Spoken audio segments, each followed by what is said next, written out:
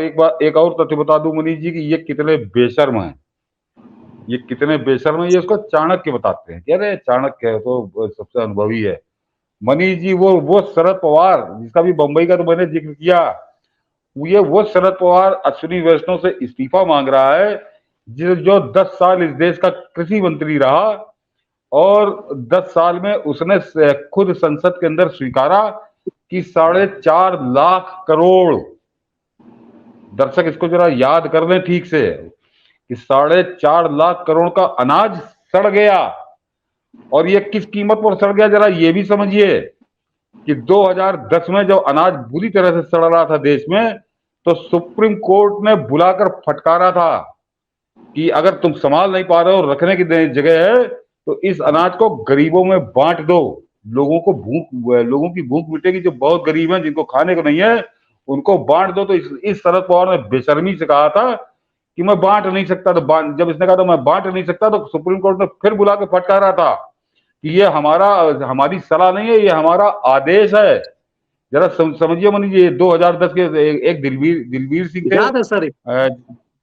Justice है कोई भंडारी थे, मैं उनका पूरा नाम इस समय याद नहीं आ रहा। जस्टिस भंडारी थे। तो हाँ, तो उन दोनों जस्टिस जो थे सुप्रीम कोर्ट के, उन्होंने कहा था कि ये तो हमने तुमको सलाह नहीं दी है, ये हमारा आदेश है, ये 2010 की घटना है। लेकिन उसके बावजूद इस आदमी ने नहीं बांटा, और 2013 में बेशर्मी के साथ कह रहा था कि 44,000 करोड़ का अनाज हर साल सड़ जाता है। मनीष जी जरा खबर दिखा दीजिए, दर्शकों को बता दूं मैं, हम लोग इसकी बात नहीं करते, उसी ट्विटर में मनीष जी इसके नीचे वाले ट्वीट में मेरी पड़ी हुई है, दर्शक देख ले, दोनों खबरें हैं उसमें कि शरद पवार ने खुद सदन के अंदर स्वीकारा है कि 44,000 करोड़ टन अनाज सड़ रहा था और उसको सुप्रीम कोर्ट ने फटकारा था। ये भी इसी के साथ है। हाँ मनीष जी, यही है। 44 crore worth of foods go waste every year. 44,000 crore. Sharad Pawar, बताइए, कमाल है। मुझे याद है सुप्रीम कोर्ट का ये जजमेंट, मुझे याद है। ये भी मनीष जी पढ़ दूसरी खबर है बड़ी। अच्छा, एससी ने पवार को लगाई फटकार, कहा सड़ा हुआ अनाज गरीबों को दे दो। ये फैक्ट्स पुरानी खबर से, इसलिए कहते हैं इसे रिसर्च करके निकालना पड़ता। समझिए, ऐसे बेशर्म लोग जो गरीबों का अनाज मतलब वो बचा नहीं सकते, ऐसे बेशर्म लोग अश्विनी वैष्णव का इस्तीफा मांग रहे हैं। नहीं मनीष जी, अभी और इसके पीछे कहानी और बताओ तो हटा लीजिए, दर्शकों को कहूंगा जिनको, तो मेरे ट्विटर हैंडल पे जाके इसको पढ़ लेंगे। खबर मैंने दोनों लगाई हुई है, तो ट्विटर पे पूरी आप पढ़ सकते हैं कि मनीष जी किस कीमत पर ये आदमी, उस खबर में क्लियर है कि वो कह रहा है कि हर साल, यानी ये पूरा नहीं पता, ये एक साल में 44,000 करोड़ का अनाज इस देश में सड़ जाता था। 2013 में बेशर्मी के साथ इस संसद में बता रहा था। तो यानी 10 साल यही आदमी कृषि मंत्री रहा है, यही कांग्रेस की सरकार रही है, यानी 4 से 4.5 लाख करोड़ का अनाज सड़ गया, और सुप्रीम कोर्ट की फटकार के बावजूद इसने गरीबों में नहीं बांटा। और स्थिति क्या थी मनीष जी, एक तरफ अनाज सड़ रहा था, और जिस समय ये संसद में खड़े होकर कह रहा था कि 44,000 करोड़ का अनाज हर साल सड़ जाता है, उस साल 2013 में इस देश में 5,500 किसानों ने आत्महत्या की थी मनीष जी। इनमें वो किसान शामिल होंगे जिनका अनाज सड़ गया था, जो गरीब थे, जो छोटे थे। और ये तो एक साल का आंकड़ा मैं बता रहा हूं, 10 साल में कम से कम 40 से 50 हजार किसानों ने आत्महत्या की। यानी जब ये 4.5 लाख करोड़ का अनाज सड़ा रहा था, उस समय इस देश में 40-50 हजार किसानों ने आत्महत्या कर ली थी गरीबी के कारण। और ये बेशर्म शरद पवार आज अश्विनी वैष्णव से इस्तीफा मांग रहा है। और ये बेशर्म जो दलाली करते थे, उसके लिए मंजीरा और ढोलक बजाया करते थे, ये यूट्यूब पर, वही जिनकी अभी आपने जिक्र किया, हथेली मसलने वाला, मटकने वाला, ये शरद पवार के गाने गाया करते थे। शरद पवार के खिलाफ कभी एक शब्द नहीं बोले ये, और आज ये अश्विनी वैष्णव का इस्तीफा मांग रहे हैं। और मनीष जी, दर्शकों को एक और खेल बता दूं कि ये एक एफसीआई का नियम है कि जो अनाज सड़ जाता है उसको जलाने का आदेश हो जाता है, जिसको जला दिया गया, कभी कहीं नहीं जलाया जाता। आपको बता दूं कि ये जानबूझकर अनाज सड़ाया जाता था, और ये सड़ाने के बाद ये अनाज देसी शराब बनाने वाली डिस्टिलरियों को बेच दिया जाता था नंबर 2 में। लाखों करोड़ का, मतलब 4.5 लाख करोड़ का अनाज सड़ गया, तो आप समझिए 1-2 लाख करोड़ में तो बिकी गया वो। ये खेल था कि न गरीबों को बांटेंगे, न किसानों से खरीदेंगे, किसान सड़ जाए कहीं पे और उसको जला हुआ दिखाकर डिस्टिलरियों में बेच दिया जाता था देसी शराब बनाने वाली। तो ये खेल हो रहा था, ये ऐसे बेशर्म लोग जिन्होंने इतनी बेशर्म सरकार चलाई, वो अश्विनी वैष्णव का इस्तीफा मांग रहे हैं, देश के प्रधानमंत्री का इस्तीफा मांग रहे हैं, और ये यूट्यूब वाले खैराती जो उस समय बांध बनेगा ना, टाई बांध के रात में लाली लिपस्टिक पाउडर वाउडर काजल आजल लगा कर आते थे, बालों में चमेली का तेल, कि मैं चीफ एडिटर, मैं मैनेजिंग एडिटर, यही गुप्ता, यही हाथ हथेली रगड़ने वाला, यही खैराती, यही वो शुक्ला की पूंछ, ये सब। तब इन्होंने कभी इस तरह की खबरें नहीं दिखाई, कभी इस पर प्रपंच नहीं किया, इस पर 9 बजे रात में बैठ के पंचायत नहीं की। तब इनके ऊपर भूत सवार था, दर्शकों को याद दिला दूं, तब इन पर भूत सवार था, कह रहे गुजरात में दंगा हो गया, नरेंद्र मोदी तो बड़ा मुसलमान विरोधी है। तब ये यही गाने गाया करते थे अपने न्यूज चैनल पर बैठ के, इनको वही टुकड़े मिलते थे, वही डबल रोटी और मक्खन मिलता था, तो ये पूंछ हिलाया करते थे उसी शरद पवार के आगे। और सर इसीलिए समझना जरूरी है कि एक दौर था, जब आपने याद दिला दिया था, एक दौर था जब हम रेगुलर खबर बनाते थे, सुप्रीम कोर्ट फटकार लगा, इतने किसानों की मौत हो गई। और अक्सर ये हम यूपी बिहार में बहुत कम सुनते थे, ये महाराष्ट्र में ज्यादा होता था। ये खबरें गायब है अब।